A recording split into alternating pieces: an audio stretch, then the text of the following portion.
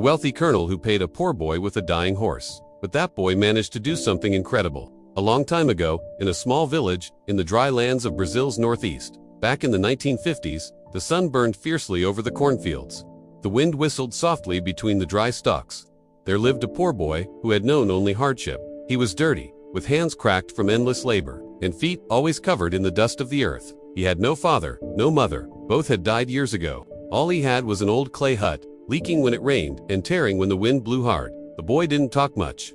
He had learned that when the poor speak, no one listens. In his land, the corn no longer grew, and there was nothing left to eat. So he went to town, hoping to find work.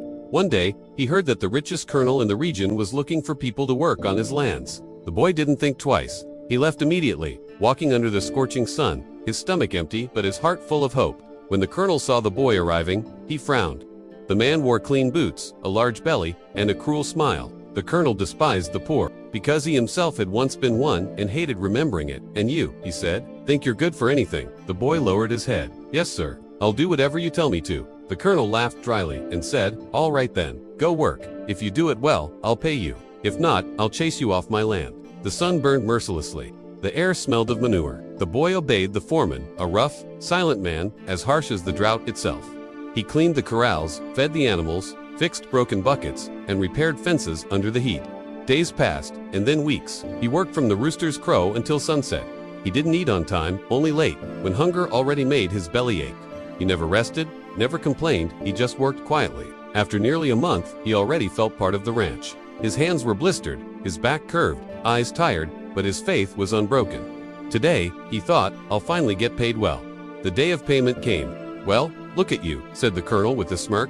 "You worked like a mule." The boy stood still, waiting for a few coins. The colonel snapped his fingers. "Give the boy something," he ordered the foreman. "Find an old horse, anyone will do." The foreman obeyed, walked to the corral, and brought back a frail horse, barely able to stand. The animal's back was scarred, its eyes empty and sad. It breathed heavily, as if every sigh hurt. "There's your payment," said the foreman, pointing. "That's what the boss ordered." The boy stared, confused. "But I didn't work for a horse. I worked for money, for something to eat." The foreman turned away. "I just follow orders, kid. If you want it, take it. If not, leave it." The boy pressed his lips together, nodded silently, and grabbed the reins. He had never owned a horse before, especially one so sick and frail. Without a word, he led the animal away. That night, the wind blew strong. They walked for hours under the dark sky. For a moment, the boy thought of leaving the horse behind, but something in its eyes reminded him of his own pain.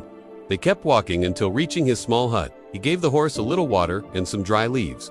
He sat beside it and whispered softly,